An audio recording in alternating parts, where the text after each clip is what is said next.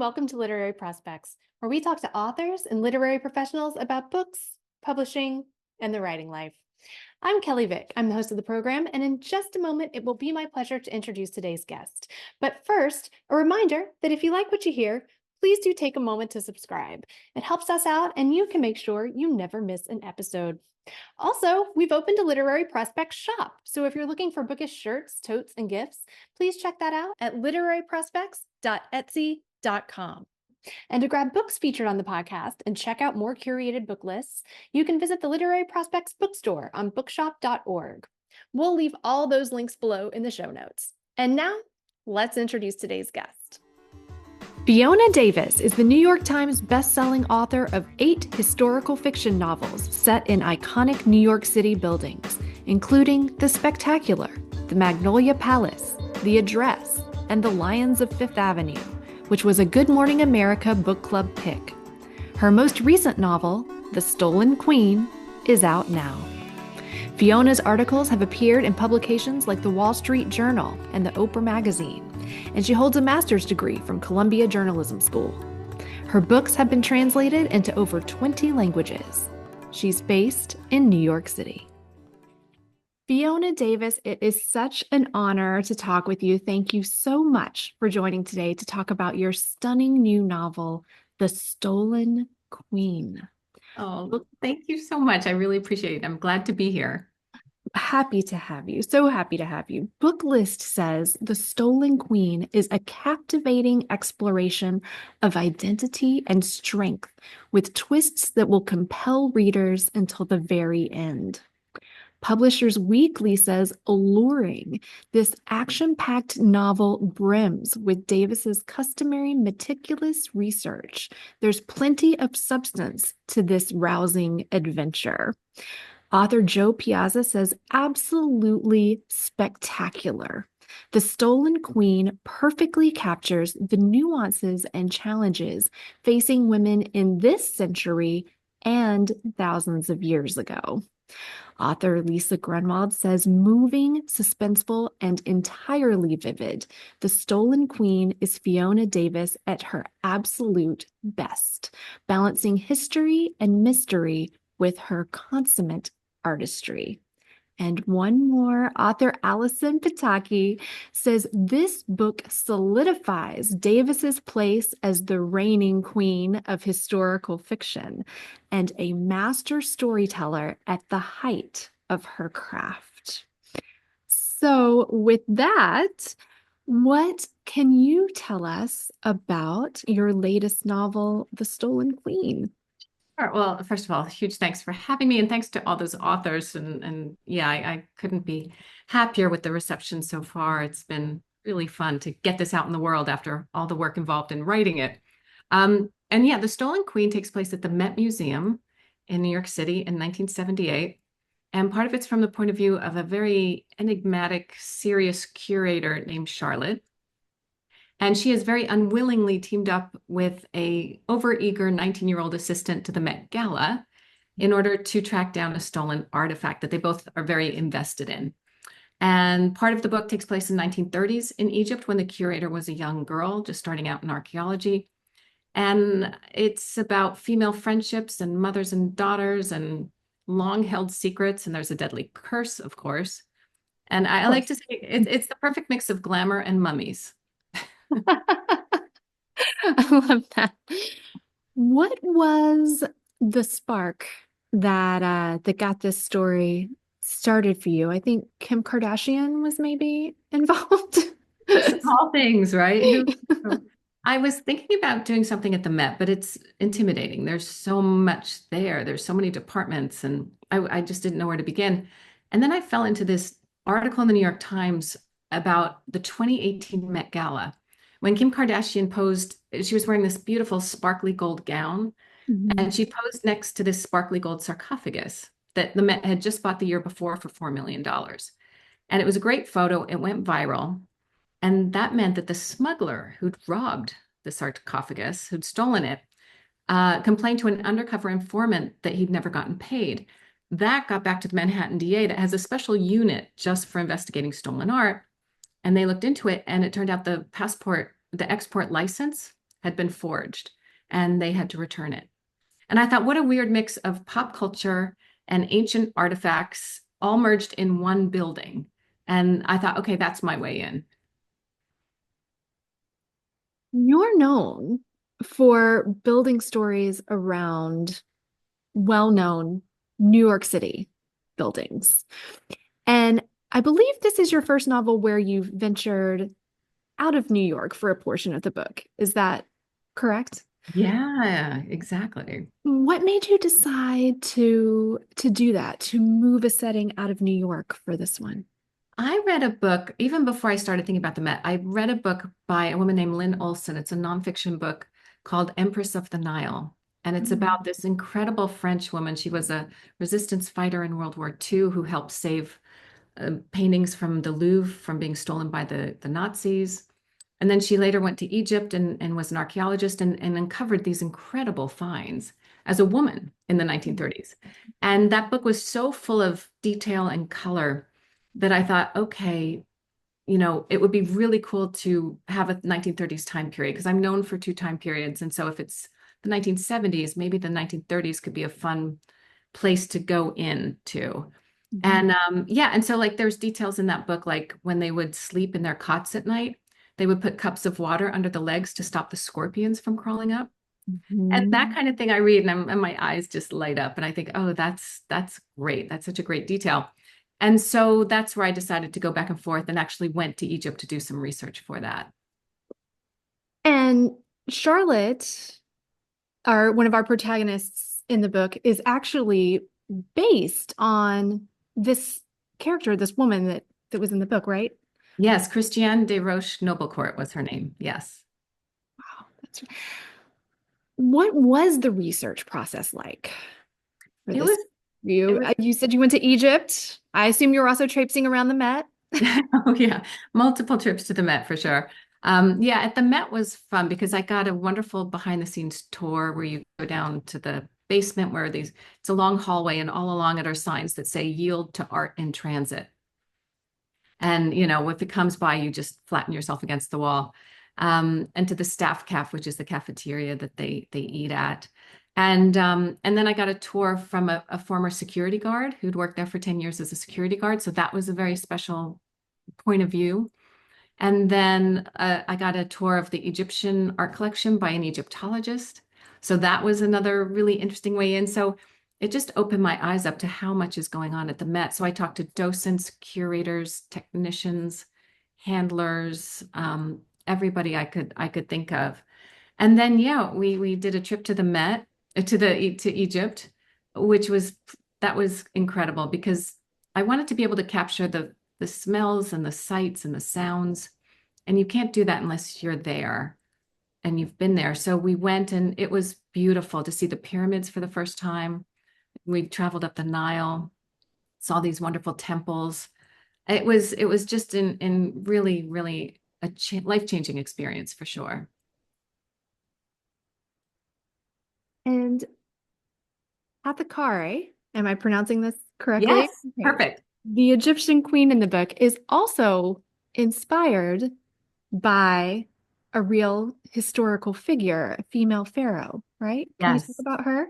Yes, exactly. So Hathakari is inspired by an actual female pharaoh called Hatshepsut. And Hatshepsut lived in the New Kingdom, and she was a rare female pharaoh. That didn't happen often. And the more I learned about her, the more I thought, oh, I have to include her in the book. And so in the book, she becomes Charlotte's obsession. She's obsessed with this ancient pharaoh.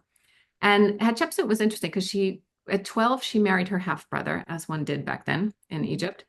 And when he died, there was no male heir.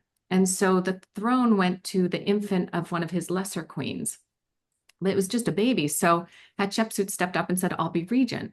And she went on to rule really successfully for 20 years. And there was economic prosperity and peace and all these advances. But then at some point after she died, the now pharaoh who'd grown up had all of her statue or many of her statues destroyed and her reliefs hacked away. And to the point where she was pretty much erased from history. And then in the 1920s, a Met excavation team discovered this quarry full of her demolished statues.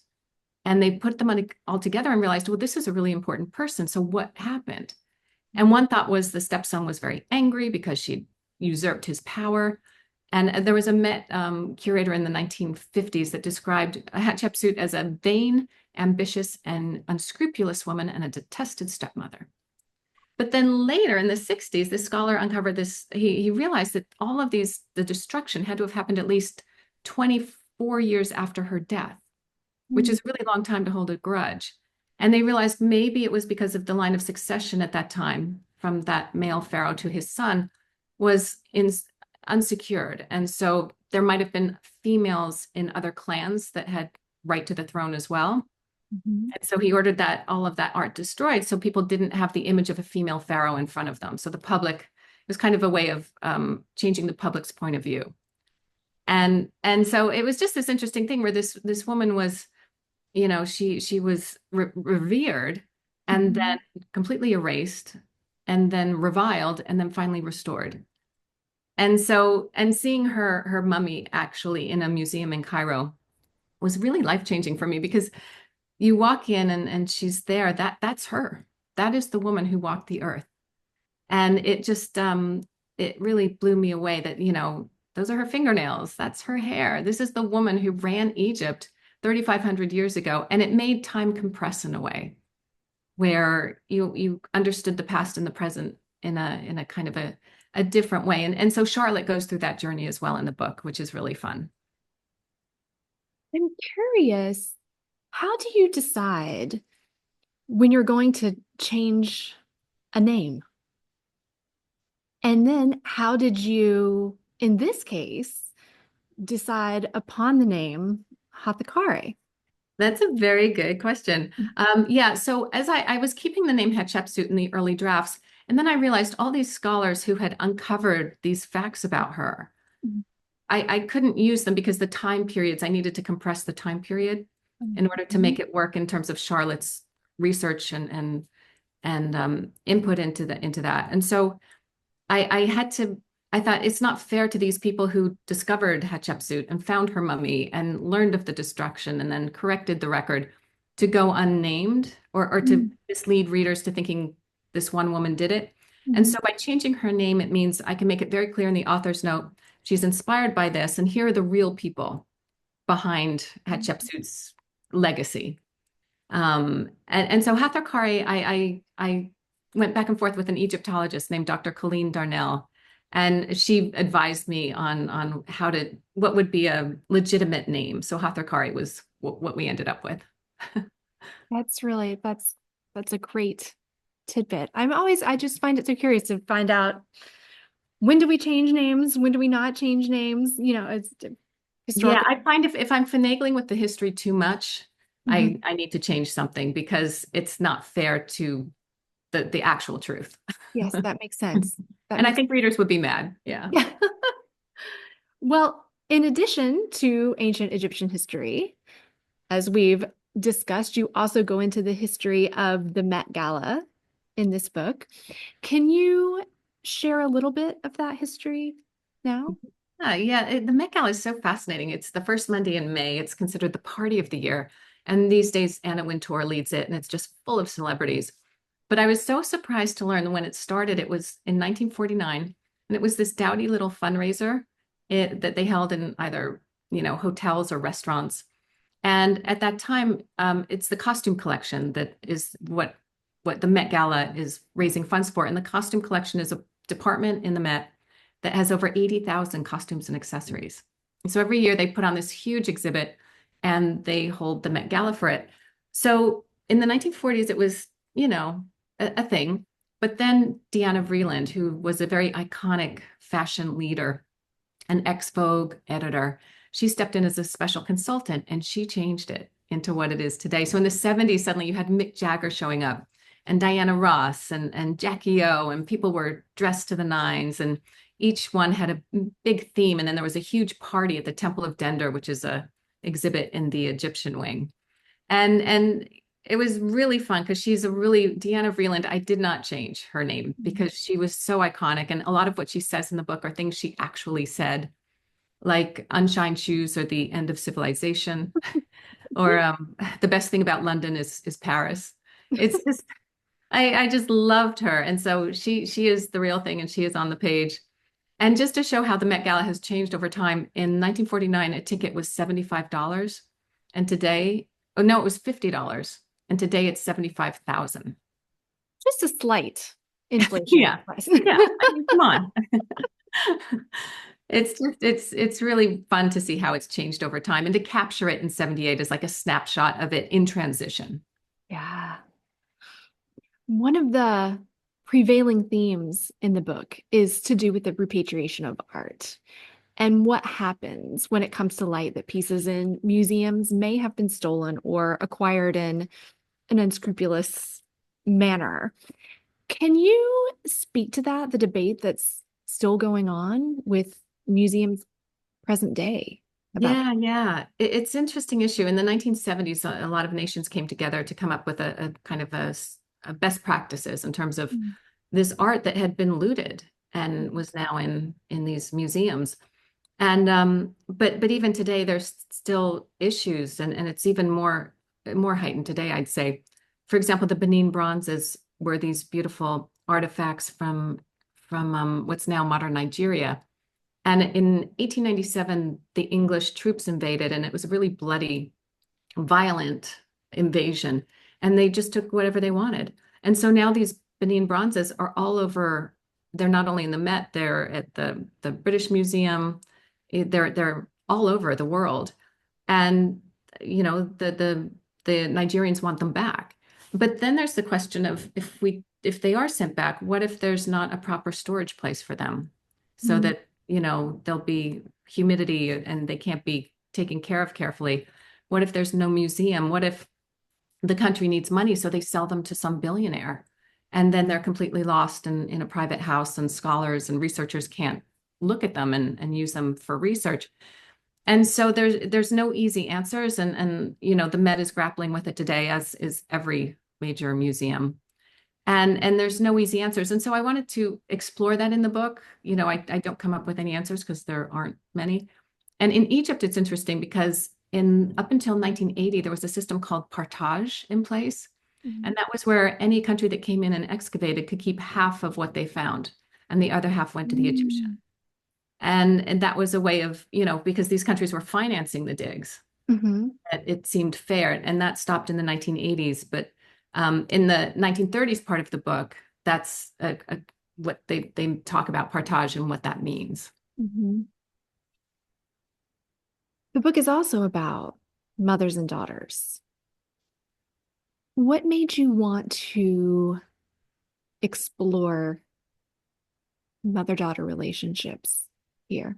There's a couple of things. One is that I don't have children. And so it's something I've pulled away from. I haven't gone deeply into it in my Mhm. books. And I thought that's something I want to try and play with and see what comes out of it. And another is that I lost my dad last year. And so my mom and I have really, connected in a different way Mhm. after that, through the entire process and after. And so it's just interesting how that changes as a daughter grows up, how the roles reverse and other ways that they don't. And so I just felt I was kind of primed to look into that in a way that I hadn't previously. Yeah. I noticed that you dedicated the book to your mother. Yeah. Yeah, Yeah. it's really cute. She's like my top supporter. She reads everything and is very, she insists the book club read it, and it's very sweet. You're dealing with two points of view and a dual timeline here with dual locations in this novel. How did you decide on the structure? Because you really do keep that line of tension pulling throughout. So did that just kind of come naturally? Were you working with it for a while? What did that look like? Oh, that's wonderful to hear. Thank you. Yeah, most of my books go back and forth in time from the beginning to the end. And this one was a little different because it went back and forth from 1978 from two people's point of view, Annie, the Mhm. assistant at the Met Gala, and Charlotte, the curator. So we're going back and forth in their time, but then we're also jumping back to Charlotte as a young woman in the 1930s. So that's three. Mhm. And I keep that going. And then about midway, Charlotte and Annie have to team up. And that's where I dropped the 1930s one because we've kind of we've kind of finished there on a high note, if you might say. Mhm. And so we know there's something tragic that happened in Charlotte's past. And once we've figured out what that is, then that modern timeline takes off. And that's where Charlotte and Annie team up to try and figure out what's going on. They have to go back to Egypt. And and so for me, it just seemed that that would make sense. I was worried about pulling it off because it's a little more complicated than my other books, but it felt the right thing to do in the right rhythm. And I Mhm. just wanted to see if I could play around with the form a little bit. It worked well. Thank you. I'm so glad. What does your process, your whole process normally look like? You get that spark of an idea for a new story, and then what? How does that little seed of an idea grow into a finished book? Yeah, what I do is I just start researching and talking to people and interviewing experts and getting behind the scenes tours and just spanning a really wide net in terms of who to talk to, what to read. And I have a legal pad, a yellow legal pad, and I use a pencil, has to be a pencil for some reason. And I just keep a list on the second page of every source I've talked to and every source I've read, any documentaries. And as I get new ones that are recommended, I add them to it and then check them off once I've gone through it. And so it's a pretty Mhm. intensive rehearsal, research process where I'm just embedded in whatever time period I think I might want to do, or, the history. And then at a certain point, I realize I have my characters and I have an idea of the plot. And, Mhm. and it's just scribbled all over this pad. And that's when I move over to Scrivener, which is a really great software Mhm. program for writing if you have a lot of research. And you can store images and websites and everything so that as you're working, if you need something that to go back and see an article or a costume that someone was wearing, you can very easily do that. And at that point, I have my characters. Start to know who they are. I figure out the plot. And Mhm. then I write a very quick first draft. It takes about 3 or 4 months. And after that, I do about 10 revisions to it. So I'm constantly layering and filling holes and sending it to someone to read and, getting feedback. And by the 10th one, it goes to my editor. And I'm so sick of it by then. You're like, God. And it's usually 10. Is there something special with you about that particular number, or is that just kind of, when it's finished and it happens to be about 10? It's a bunch of stages. So it's 10 to some early readers, or it's like three to some, and then it goes to some early readers. And then there's a revision, and then it goes to my agent. And then there's another revision. And then so it's Mhm. all it's staggered so that I get feedback as I go along and can play around with it as needed. Because it tends to be complicated when you have multiple characters and points of view and plot and time periods. It can get a little hairy, and you can't see the forest for the trees at a certain point. You simply can't. And I know from journalism days that the key is having a good editor, and I've been so lucky to work with two that are fantastic. What does your daily writing routine look like? If I'm doing the first draft, I write 1,000 words a day if I can, Mhm. until I finished a chapter, and then I spend a day just going through that chapter and cleaning it up, and then Mhm. I launch into the next chapter. And that usually takes 2 to 3 hours, and I try and do it in the morning and just get it done. Otherwise, it feels like homework and it's just hanging over your head. Yeah. And then, yeah, usually afternoons are spent with just administrative stuff, and I'm asked to travel more, so there's dealing with, when am I going away and what kind of talks am I doing where. But it's really fun because every day can be completely different, which I like. You've said that you're interested in reclaiming women's contributions to history. What do you mean by that? It's on multiple levels. Like the stolen queen in the book partly refers to this artifact that goes missing. It's a beautiful queen's face, a fragment of a queen's face, just her lips and chin. And so that's the literal stolen queen. But then you have Hathor or Hatshepsut, who was a queen who was erased from history for a time. And in a way, her legacy was stolen. for a long time. And so to kind of bring her into the public eye again and have people find out about her and what she did is to me very important. And then you have Charlotte, who's this incredible archaeologist who's fictional, but in many ways, she's an associate curator and she's having a hard time ever becoming curator because she's an underling and, for certain reasons, refuses to go back to Egypt, which causes problems in her job. Um, and so, in a way, she's being, in the course of the novel, she is reclaiming her own legacy and what she wants and becoming a stronger woman because of that. And also just bringing Christiane de Roche Noblecourt to light, who's the inspiration for Charlotte, who's again someone who a lot of people don't know about. And luckily, Lynn Olson wrote that book that illuminates her life. Have you always been a writer? No, no, not at all. No, I came to New York as an actress and worked for about 10 years and then ended up going to Columbia Journalism School. And that's where I really started to learn how to write and how to structure a Mhm. story. But I never imagined writing fiction. I loved reading it, but I Mhm. couldn't imagine it until I was in my mid 40s. And I just stumbled upon a story that I thought would make a great book.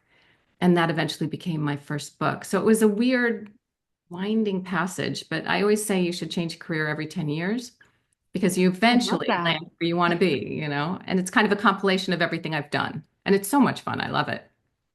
What was the road to publication like for you?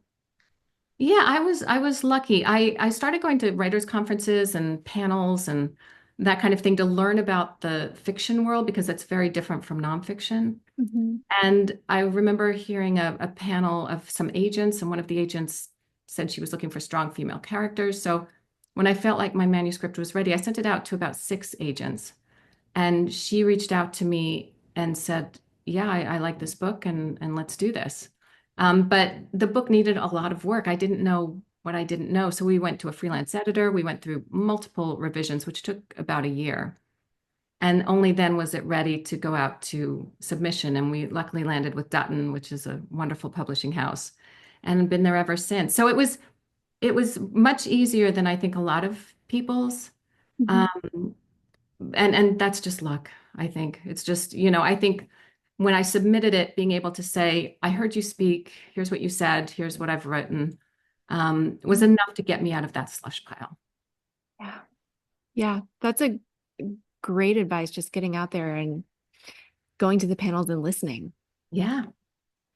What is it about historical fiction in particular that really draws you to it? I think part of the reason I love history is my parents are both English, and we would go back to England every couple of years Mhm. when I was a little kid. And we'd, run around ruins and castles and these grand estates. And I just couldn't believe that something could be from the 1500s. When you're in America, anything less than, more than like 200 years old is considered just so old. Mhm. And there, things were ancient in my view. And so I just always wondered what it was like to be a maid in the, 1800s or an aristocrat and to walk these halls. And so for me, I think historical fiction is a way of time traveling back and putting myself there and seeing what it was like. And I just love digging up the details. And for me, having been a journalist, there's nothing better than doing all this research and finding these surprises and thinking, oh, this, I can put this in the book and I can put that. And that becomes kind of a scaffold for layering a fictional story and characters over. Mhm. And so building it in that way really pleases me. There's something very satisfying about finding these truths and then getting them into the story in the way I need them to be. What do you know now that you wish you'd known before publishing that first book? Ooh, good question. I think um, one thing I learned was how important it is to reach readers personally in Mm. a way that my first book, it got a lovely send off and I just said, I'm going to say yes to everything that comes my way. So, I'm in New York City, so libraries in Long Island would reach out and say, "Will you come talk?" And I'd go and talk. And I didn't care how many books I sold or whatever. It was about reaching the readers. And from that, I think you develop these lifelong fans Mhm. who, some of them I'm still in touch with today, and they read every book. And so I'm very glad I did that. And I think that's what helped slowly build readership. So it wasn't a huge flash at the start. It was a slow build, which was nice because I could acclimate to it as it went along. And so, and also I wish I'd known, one thing I'm happy that there wasn't a lot of social media back then, because that Hmm. is a lot of work. It's great and it connects you with readers, and I'm happy to do it. And I love doing it now, but I think just starting out, it would have been too much and I would have been overwhelmed. Yeah. And so now it's integrated into my life in a way that works very well for the books. Um, but early on, I'm glad I just focused on real people. What are you working on now? Book is set at this mansion here in New York City that no one has heard of. It's the oldest house in New York. It's called the Morris Jumel Mansion. It's up in 160th Street, and it's this beautiful white mansion with pillars. It sits on this enormous garden. And yeah, so George Washington slept there during the Revolutionary War. And the woman who lived there in the 1800s was born the daughter of a prostitute. And she eventually became the richest woman in New York by real estate dealings. She was brilliant. Wow. Yeah. Her second husband was Aaron Burr. And they didn't last long. She divorced him pretty quickly because he was spending her money. And in fact, Lin-Manuel Miranda, when he was writing Hamilton, spent time working in Aaron Burr's bedroom in order to kind of channel him. So Oh, there's just wow. lots of fun things between the past and the present that I can play with in that one. So, and it could use some love. I think it's one of the lesser known institutions here in New York, like the Met. I say the Met and everybody nods their head. Yeah. And I just thought, here's this building and this museum that could really use a spotlight. And I hope by writing about them, it can, get people uptown to go see it. What's your best advice for aspiring authors? I would say to finish the first draft, because it's so easy about 75% of the way through to get bored and exhausted and you just think this is awful. It happens to me every book. You Mm. want to throw it out the window. And Mhm. if you push through, then you can see the beginning and the end and understand the full journey of writing a book and what the characters need to go through. And then you can edit it from there. But if you keep on turning away and going after the next shiny new thing, you won't get that sense of completion. And I think that's really important, even if the book goes in a drawer, to get from the beginning to the end and just see what that feels like. That's great. That's wonderful advice. Something I needed to hear today for sure. Traditional last question that we have here on the podcast. When The Stolen Queen is made into a movie or series, what do you think the theme song should be? Oh, that's such a good one. Well, I'll tell you, I know exactly. A good friend of mine is a singer-songwriter. Her name is Jenny Bruce, and she read an early manuscript and she wrote a song called The Forgotten Queen that's inspired by the manuscript. And we're going to release it on January 7th when the book comes out. And it'll be on the soundtrack that we have part of, it'll be at the end of the audiobook. And yeah, so I would say definitely Jenny Bruce's song, The Forgotten Queen. It's so beautiful. It made me cry every time I hear it. And it's not exactly about the story. It's just like I do. It's inspired by the story, but the lyrics are beautiful. Her voice is incredible. So I think we'd have to go with that. That's an easy one. Oh, that's great. I'm so excited to hear it now. I can't wait. Yeah, I love the idea that these two art forms are riffing off each other, because you Yeah. don't often have song and a book, playing with each other. And here they do. So, oh, it's stunning. Fiona Davis, thank you so, so much for joining today. It has been a pleasure talking with you. Thank you, Kelley. I love your questions. Thank you for having me. And thank you for everything you do for the book world. We truly appreciate it. Thanks for joining us on Literary Prospects. If you liked what you heard, please subscribe and leave us a review. We'll see you next time.